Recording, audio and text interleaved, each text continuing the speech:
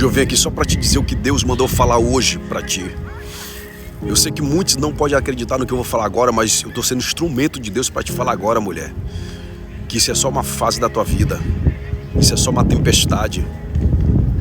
E logo vai passar.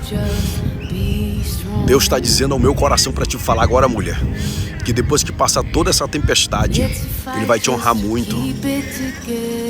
Aonde tu menos imagina, mulher, numa área da tua vida que tu pede tanto para que Deus faça uma obra. Te prepara, vai ser muito grande o mistério de Deus.